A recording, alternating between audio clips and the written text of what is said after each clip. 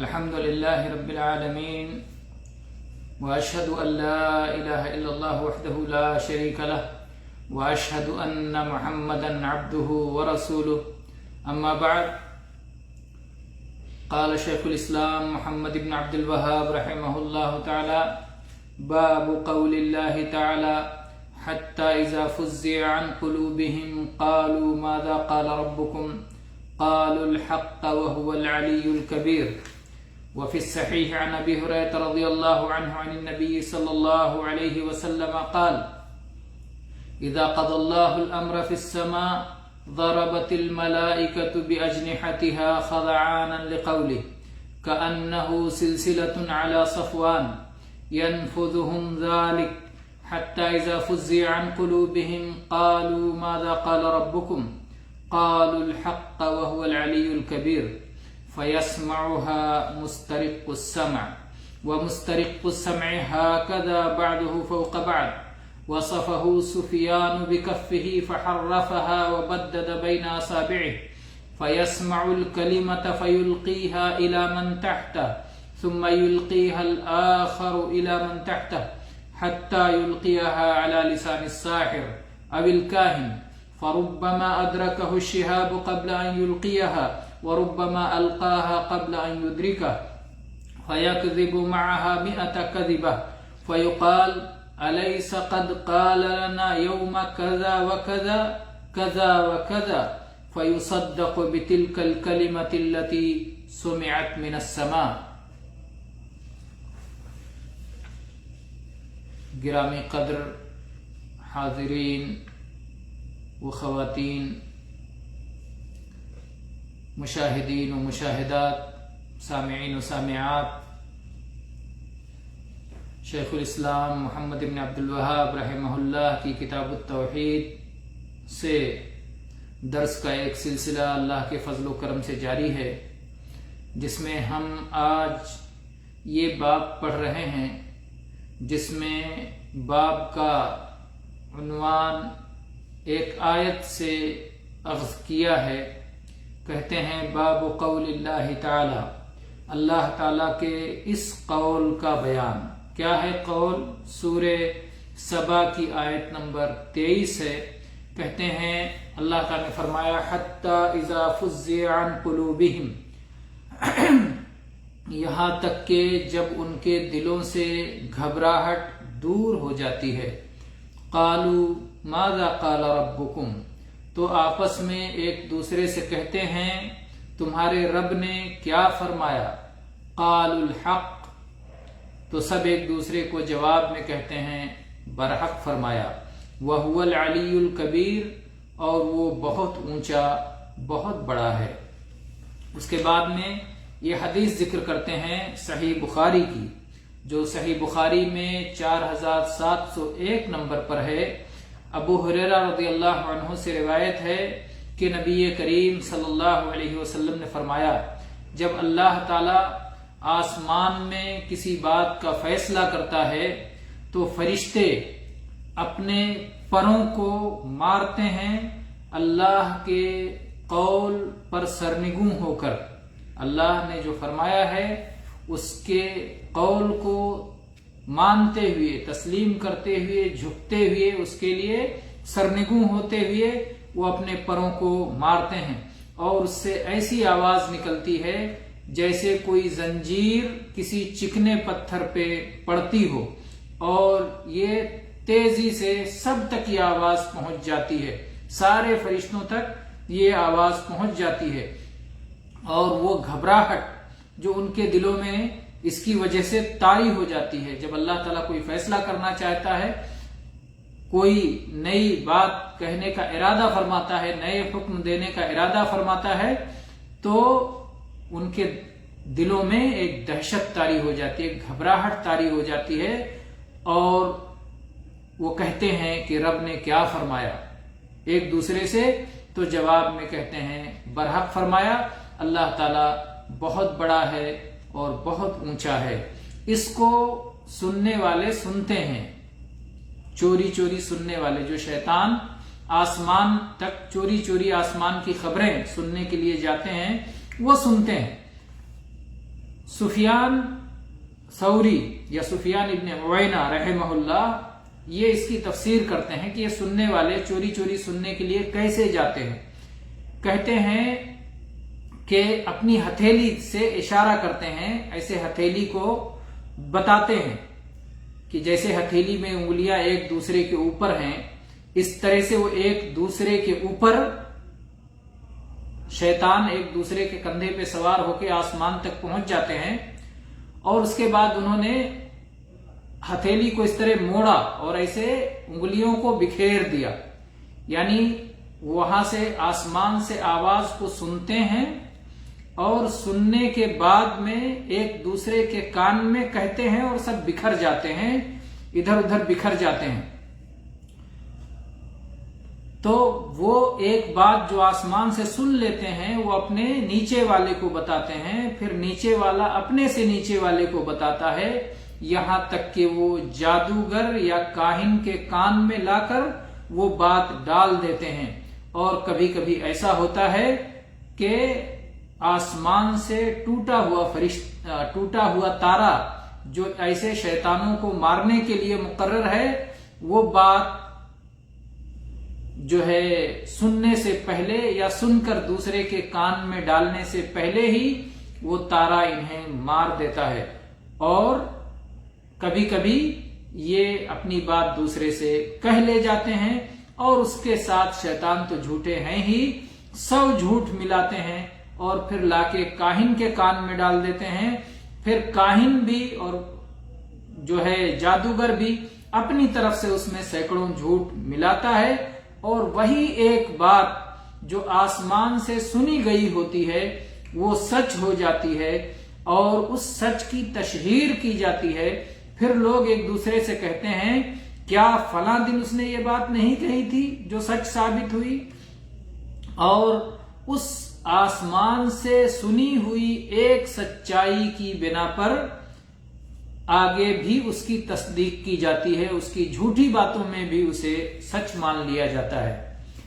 तो ये आयत की गोया एक तरह से तफसीर है। यहां ये आयत पेश करने का और ये हदीस पेश करने का मकसूद क्या है किताबुत तौहीद में? क्योंकि किताबुत तौहीद में इससे पहले जो बाब था वो ये बयान किया गया था कि अल्लाह के सिवा किसी को भी पुकारना शिर्क है। अल्लाह के सिवा किसी और से मांगना, किसी और से सवाल करना, किसी और से फरियाद करना शिर्क है, वो कोई भी हो, बड़े से बड़ा हो, छोटे से छोटा हो।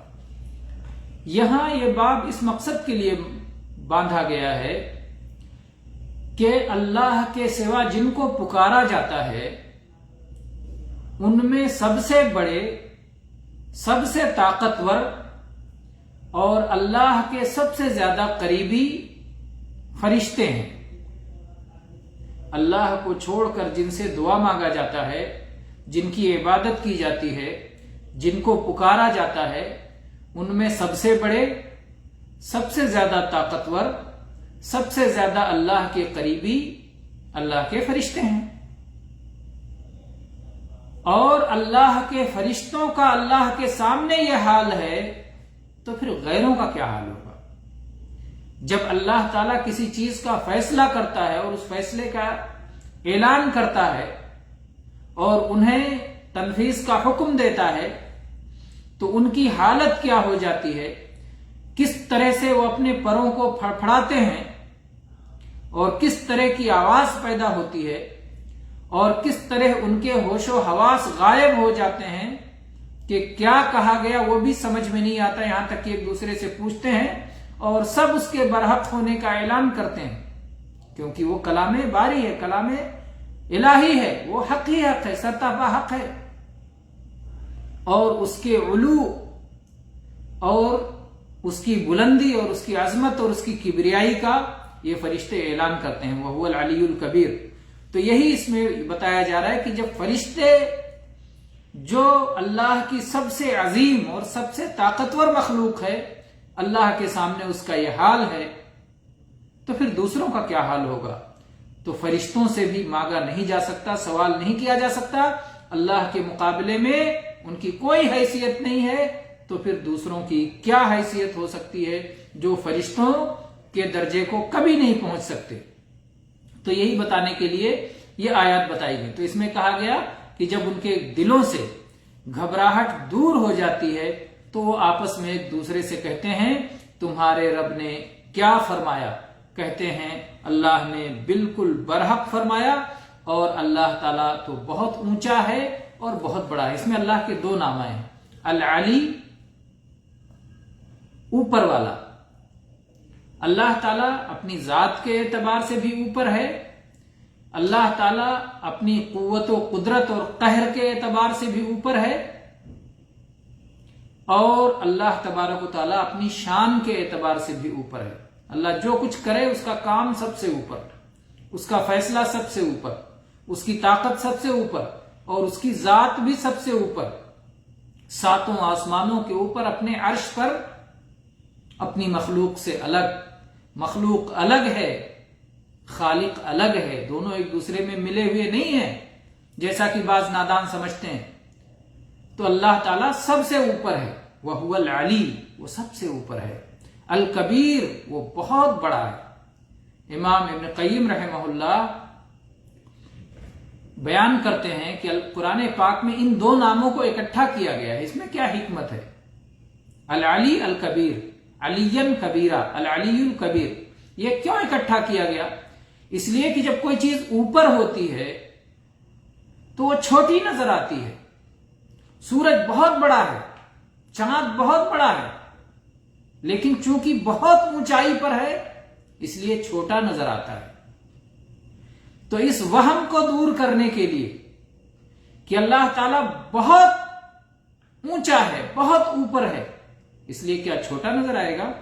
نہیں، اللہ بہت اوپر ہے اور بہت بڑا بھی ہے. اللہ اکبر، اللہ سب سے بڑا ہے. تو اس لیے اوپر ہونے کے باوجود وہ بڑا ہے. جیسے سورج کے بارے میں کہتے ہیں کہ سورج زمین سے بڑا ہے، لیکن ہم زمین سے دیکھتے ہیں تو چھوٹا نظر آتا ہے. نہیں، اللہ تبارک و تعالیٰ اوپر بھی ہے، اونچا بھی ہے، اور اس کے باوجود چھوٹا نظر نہیں آئے گا، بڑا ہی نظر آئے گا، کیونکہ وہ سب سے بڑا ہے. تو یہ حکمت ہے یہ دونوں ناموں کو اکٹھا ذکر کرنے میں. تو اس آیت میں گویا تمام طرح کے مشرکین پر رد ہے جو اللہ کو چھوڑ کر کسی اور کو پکارا کرتے ہیں. انہیں یہ بتایا گیا کہ فرشتے جو اتنی عظمت اور قوت رکھتے ہیں ان کے مقابلے میں کسی کی اور کوئی حیثیت نہیں ہے. وہ فرشتوں کی برابری نہیں کر سکتے جو اللہ کی ایک مخلوق ہیں اور اللہ کے حکم کی تعمیل میں لگے رہتے ہیں اور اللہ کی نافرمانی جانتے ہی نہیں. تو جب وہ لوگ فرشتوں کی برابری نہیں کر سکتے تو اللہ کی برابری کیسے کر سکتے ہیں اور کیسے اس لائق ہو سکتے ہیں کہ ان کی عبادت کی جائے. اور پھر یہاں پر اللہ کا کلام بھی ثابت کیا گیا ہے جو اللہ کے شائن شان ہے. اللہ تعالیٰ جو چاہے، جب چاہے، جس طرح چاہے کلام فرماتا ہے، بولتا ہے، اور وہ اللہ کی بات سنائی دیتی ہے. جو بعض جو ہے راہ حق سے ہٹے ہوئے اللہ کی صفات کے بارے میں یہ کہتے ہیں کہ اللہ کی بات سنائی نہیں دیتی یا اللہ تعالیٰ بولتا نہیں ہے، یہ حقیقت سے انحراف ہے اور صحیح عقیدے سے انحراف ہے. صحیح عقیدہ یہ ہے کہ اللہ تعالیٰ بولتا ہے، جس طرح چاہتا ہے بولتا ہے، اور اللہ کی بات سنائی بھی دیتی ہے. اور اللہ اپنی باتوں کو پیدا نہیں کرتا، مخلوق نہیں اللہ کا کلام. اللہ کا کلام غیر مخلوق ہے، اللہ خالق ہے، اور اللہ کی صفات بھی اللہ کے ساتھ ہیں، وہ مخلوق نہیں ہے، اللہ سے الگ اللہ کی صفات نہیں ہیں. اسی لیے یہ نہیں کہا فرشتوں نے ماذا خلق ربکم، رب نے کیا پیدا کیا، نہیں، ماذا قال ربکم، رب نے کیا فرمایا، رب نے کیا کہا، رب نے کیا بتایا. اور پھر وہ ایک دوسرے سے کہتے ہیں کہ رب نے برحق بتایا. تو اللہ کی عظمت، اللہ کا علو، اللہ کی کبریائی ان آیات میں ثابت ہوتی ہے. اور اسی طرح سے جو حدیث پڑھی گئی اس آیت کی تفسیر میں، اس میں بھی اللہ تبارک و تعالیٰ کی عظمت ثابت ہوتی ہے، اور تمام ان لوگوں کی جن کی عبادت کی جاتی ہے اللہ کے سوا، چاہے وہ فرشتے ہوں، چاہے وہ انبیاء و صالحین ہوں، کسی کی بھی جن کی عبادت کی جاتی ہے اس سب پہ رد ہے. اور یہ کہ اللہ تعالیٰ ہی عبادت کا مستحق ہے اور اللہ تعالیٰ سب سے اوپر ہے، ساتوں آسمانوں کے اوپر اپنے عرش پر ہے، اور اللہ تبارک و تعالیٰ جس طرح سے چاہتا ہے کلام فرماتا ہے اور اللہ کا کلام سنائی دیتا ہے۔ قرآن پاک اللہ کا کلام ہے اور برحق ہے، اور اسی طرح سے جادوگر اور ساحر اور کاہن جو کچھ باتیں کرتے ہیں وہ سب باطل ہیں۔ ایک آدھ بات جو ان کی سچی ہو جاتی ہے تو آسمان کی خبریں چرائی ہوئی شیطانوں کے ذریعے سے وہ سچی بات نکل جاتی ہے۔ اس لیے اگر ایک آدھ بات سچی ہو جائے تو ان کا کوئی اعتبار نہیں ہے، زیادہ تر باتیں ان کی جھوٹی ہی ہوتی ہیں۔ اس لیے ان پر کوئی بھی شخص جو مستقبل کے جاننے کا دعویٰ کرے کہ اگلے سال اس طرح ہوگا اور مہنگائی ہوگی اور سستائی ہوگی اور یہ موسم رہے گا، جو خرافات اپنی طرف سے بلا کسی ذریعے کے بتاتے ہیں کہانت کے طور پر کہ تم بڑے ہو کے ایسے ہوگے اور تمہاری اتنی شادیاں ہوں گی اور تمہارے اتنے بچے ہوں گے، ساری خرافات کرتے ہیں، تو یہ سب باطل اور جھوٹے ہیں اور کسی کا کوئی اعتبار نہیں ہے۔ اس لیے اہل توحید کو یہ بات سمجھنا چاہیے۔ ھذا والحمد للہ رب العالمین، صلی اللہ علی نبینا وسلم۔